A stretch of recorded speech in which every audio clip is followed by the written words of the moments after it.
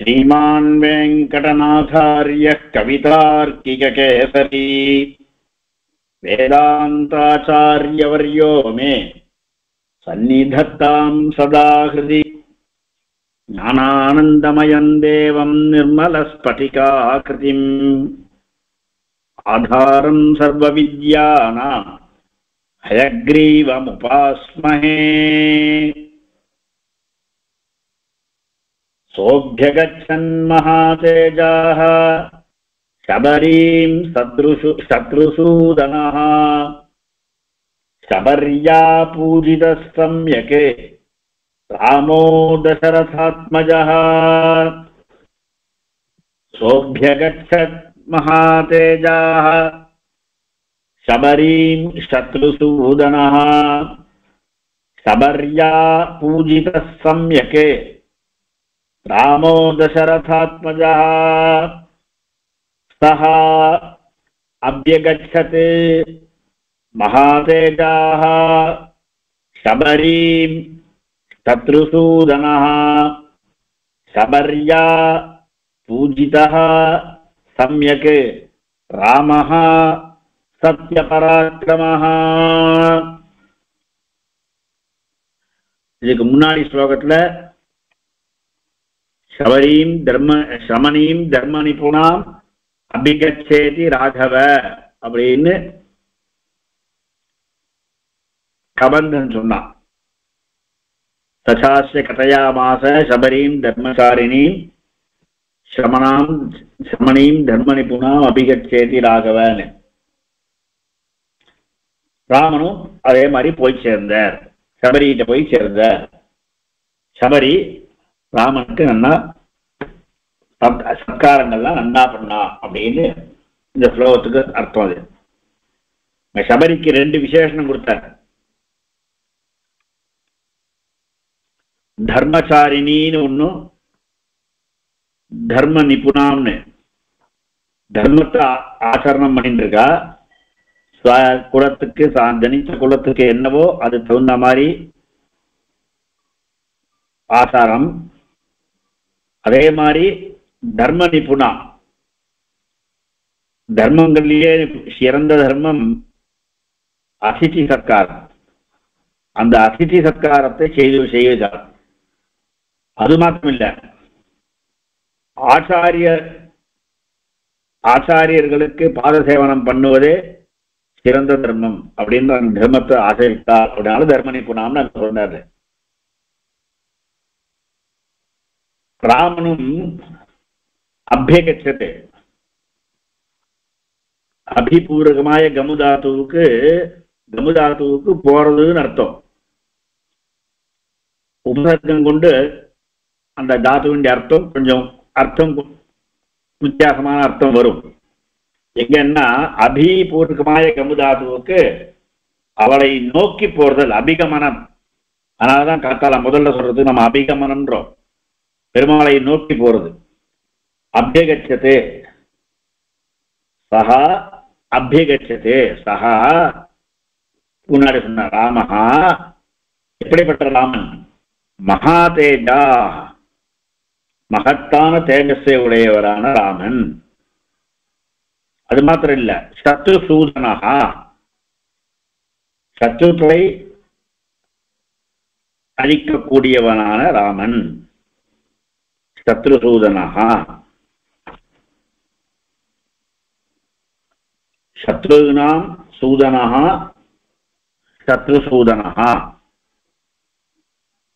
மகாதேஜாக என்றதுக்கு சமாசம் மகத் தேஜா யஸ்ய சஹா மகாதேஜாக.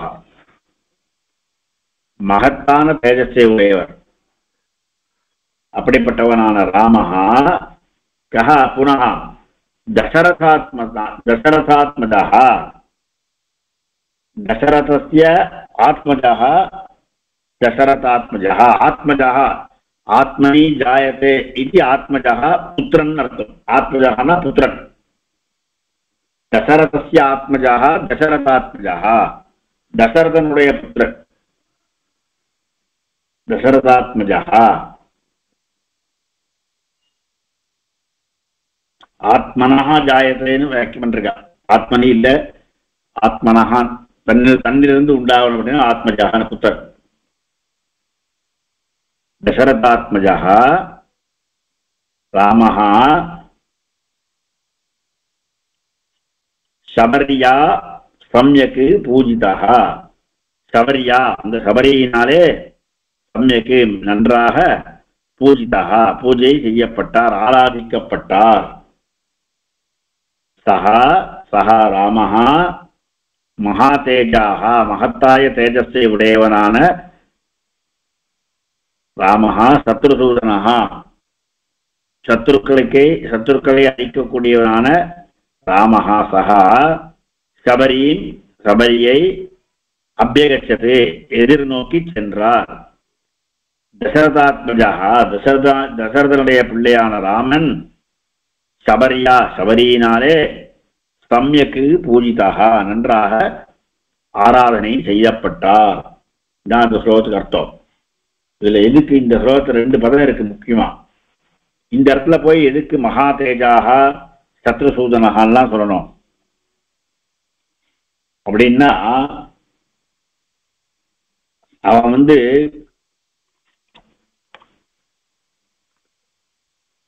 அவன் பேர் கபந்தன். அவன் சீதையை கொல்றதுக்கு வழி காமிக்கிறேன்னு தான் நான் சொன்னான். சீதைய மறுபடியும் பிடிச்சு கொண்டு வருவதற்கு வழி காமிக்கிறேன்னு தான் நான் சொன்னோம். அப்ப ராமா இன்னைக்கு சுக்ரீவனை போய் பாருன்னு தான் நான் சொல்லணும். அதை சொல்லாம அதை சொல்றான் இல்லைங்கிற. ஆனா அதை காட்டிலும் முக்கியமான ஒரு காரியம் சொல்றான், உனக்காகவே இங்க சபரி காத்துட்டு இருக்கா, நீ போ அப்படின்னு.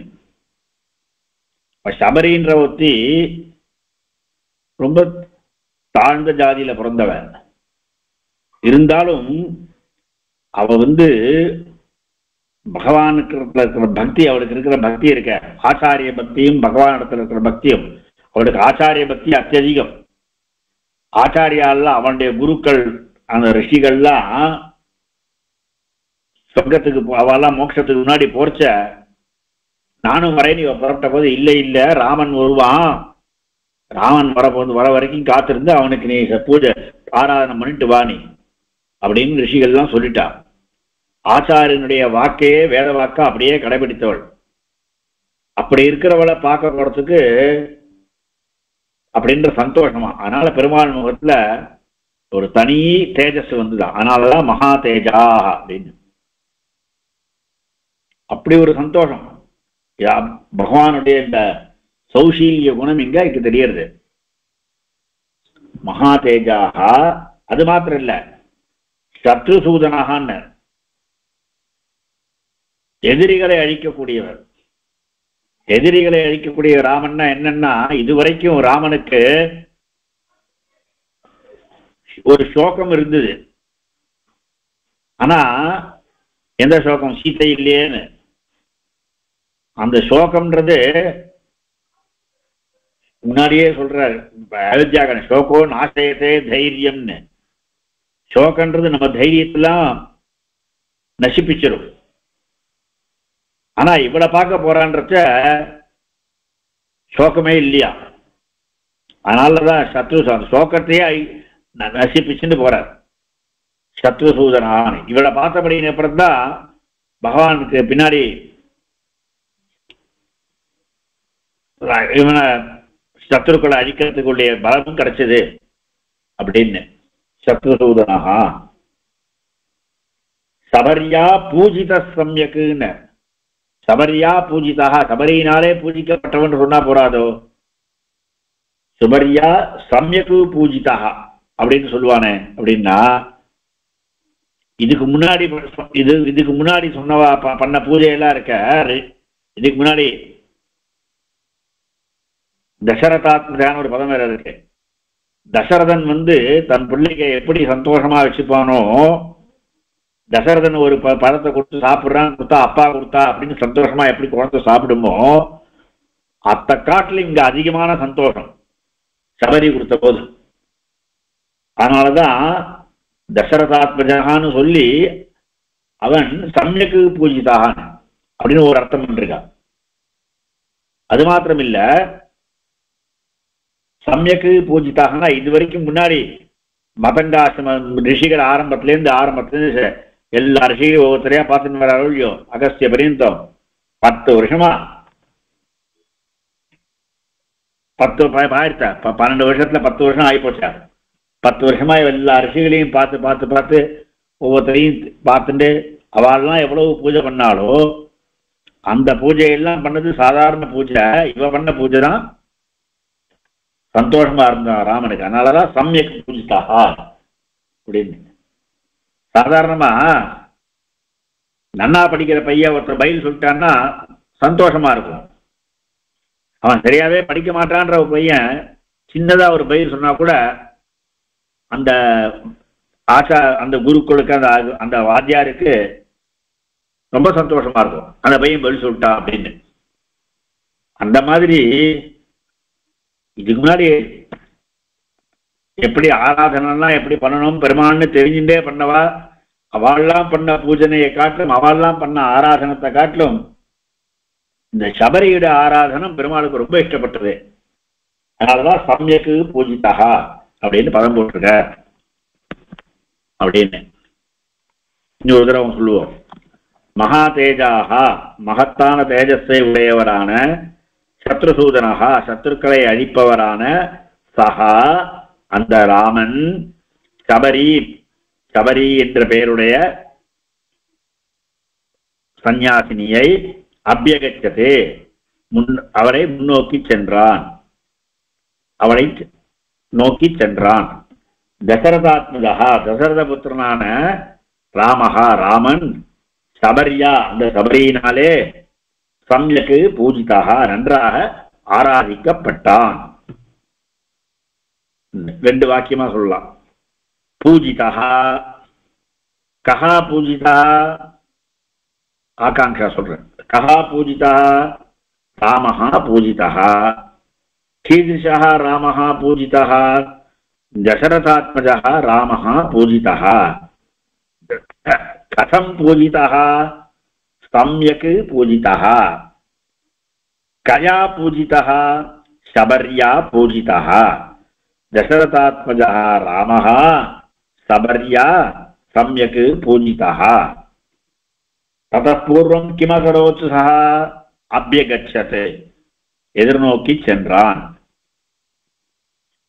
கஹா அபியகச்சத் சஹா அபியகச்சத் कीदृशः सः रामः महातेजा पुनः कीदृशः शत्रुसूदनः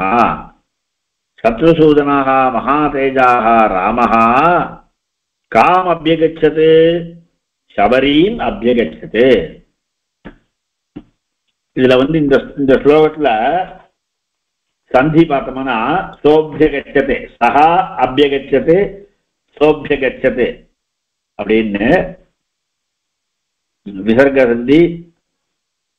அதுக்கப்புறம் சஹா அபியகச்சது இந்த அகாரம் சகாரம் சேர்ந்து சோன்னு மாமரம் சோபியகச்சதுன்னு. அபியகச்சன் மகாதேஜாக அபியகச்சது மகாதேஜாக அபியகச்சன் மகாதேஜாக தகாரம் நகாரமா மாறுறது. சம்யக் ராமஹா சம்யக் ராமஹா ககாரம் ககாரம் வருது சோஷ்ணாஷ்டு ஜஸ்தும் இது.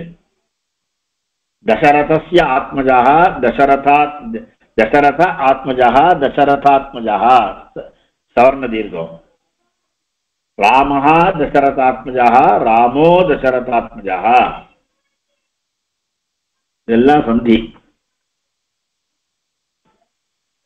சமாசங்கள் சொல்லியாச்சு ஏற்கனவே. மகாதேஜாக அப்படின்னு மகத் தேஜா எஸ்ய சஹா மகாதேஜா தேஜாः சத்ருணாம் சூதனः சத்ருசூதனः தசரதஸ்ய ஆத்மஜः தசரதாத்மஜः ஆத்மனः ஜாதः ஆத்மனः ஜாயதே இதி ஆத்மஜः அப்படின்னு புத்திரன் இது.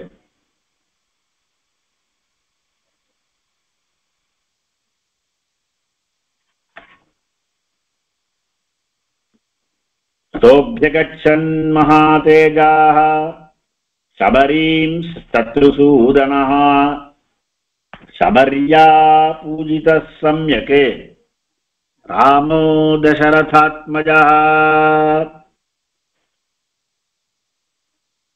இதுல வேற ஏதாவது சொல்லணுமா?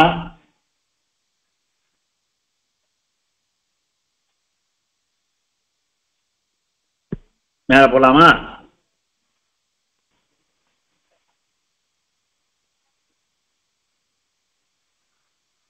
பம்பாதீரே ஹனுமதா சங்கதோ வானரேணஹ ஹனுமத்வசனாச்சைவ சுக்ரீவேண சமாகதः. பம்பாதீரே ஹனுமதா சங்கதோ வானரேணஹ ஹனுமத்வசனாச்சைவ சுக்ரீவேண சமாகதः. பம்பாதீரே ஹனுமதா சங்கதः வானரேண ஹனுமத்வசனாத் ச ஏவ சுக்ரீவேண சமாகதः. இந்த இவளை பார்த்ததுக்கப்புறம் சபரியை பார்த்தப்புறம் பெருமாளுக்கு கொஞ்சம் சித்தம் தெளிஞ்சுது. அது வரைக்கும் பயங்கர கஷ்டத்துல இருந்தார்.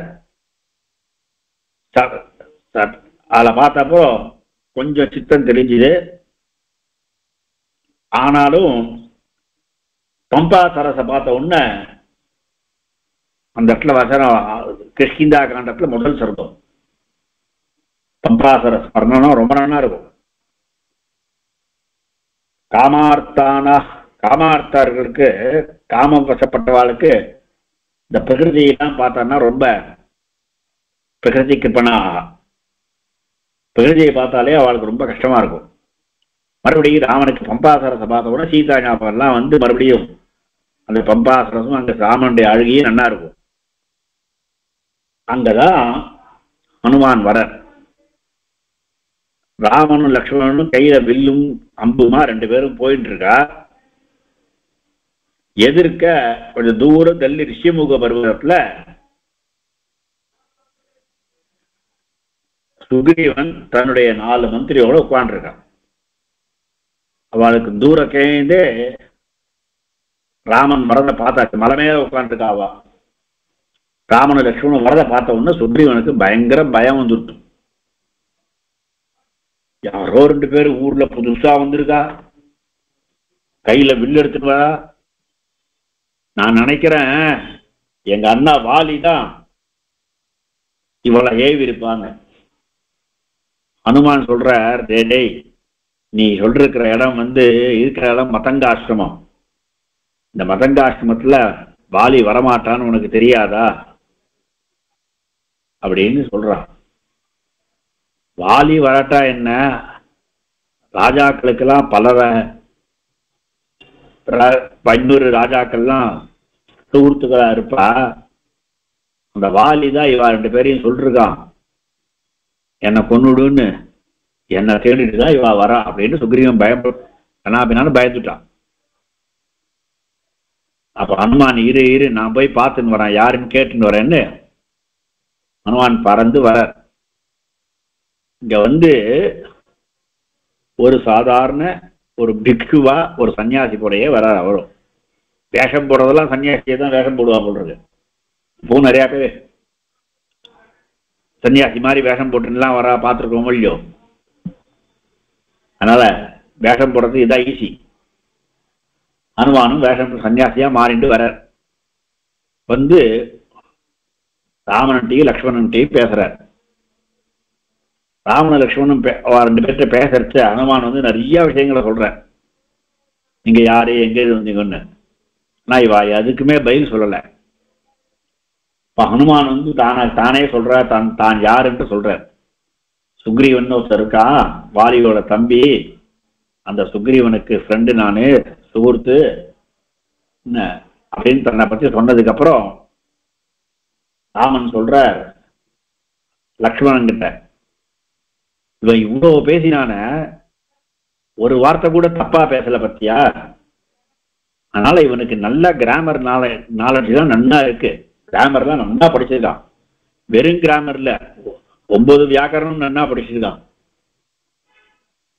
இவன் பேசுற பேச்சே ரொம்ப பவ்யமா பேசுறான், எப்படி பேசணும்னு தெரிஞ்சு பேசுறான். அதனால லக்ஷ்மணா இவனுக்கு பதில் சொல்லு அப்படிங்கிற. இது ஒரு புரோட்டோகால்.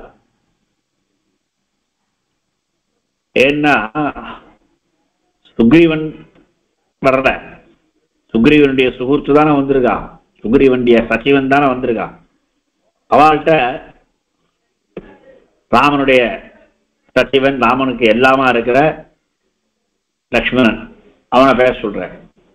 இப்ப லக்ஷ்மணன் சொல்றார், இந்த மாதிரி ராமன் பேரு, என் பேரு லக்ஷ்மணன், அவருக்கு தம்பி, அவருடைய தாசன்,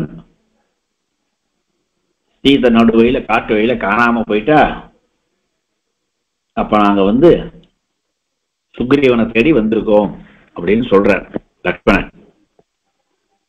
அதை கேட்ட உடனே ஹனுமானுக்கு ரொம்ப சந்தோஷம். நானே உங்களை ஐஷன் போற வாங்கோ, சுக்ரீவன் எங்க ராஜா தான் என்னுடைய சுகூர்த்து தான், நான் ஐஷன் போற வாங்கோ அப்படின்னு தன் 2 தோழி 2 பேரையும் ஏற்றிட்டு நேர பறந்து வரான். சுக்ரீவனுக்கு இன்னும் பயமா படுத்து, என்னடா அது இவன் மாட்டுக்கு போனா பார்த்துன்னு வரேன்னு சொல்லிட்டு திருப்பி அவளையே கொண்டு வந்துட்டானே, யாரை பார்த்து நம்ம பயந்துட்டு இருக்கோமோ அவளையே கிட்டக்க கொண்டு வந்துட்டானே அப்படின்னு. என்ன இருந்தாலும் கொஞ்சோண்டு ஹனுமான் கிட்ட ஒரு விசுவாசம், ஹனுமான் தெரியாமலாம் பண்ண மாட்டான் அப்படின்னு எல்லாரும் பயந்துட்டே இருக்கான். அந்த சமயத்துல சுக்ரீவன் கிட்ட கொண்டு ராமலட்சுமணா 2 பேரையும் ஹனுமான் கொண்டு வந்து சேர்க்கிற. அப்படி சேர்த்து அவ 2 பேரையும் பேச சொல்ற. அதுதான் அத்தனை இத்தனை கதையும் இந்த 58வது ஸ்லோகத்துல கடைசி உத்தரார்த்தமும் 59வது ஸ்லோகத்துல பூர்வார்த்தமும் இந்த ஸ்லோகத்துல கதை சொல்லியாச்சு. இந்த ஸ்லோகத்துக்கு உள்ள பதச்சேதங்களை நாளைக்கு பார்ப்போம், அர்த்தங்கள்லாம் நாளைக்கு பார்ப்போம். கவிதார்க்கிக சிம்ஹாய கல்யாண குணசாலினே ஸ்ரீமதே வெங்கடேஷாய வேதாந்த குரவே நமஹ.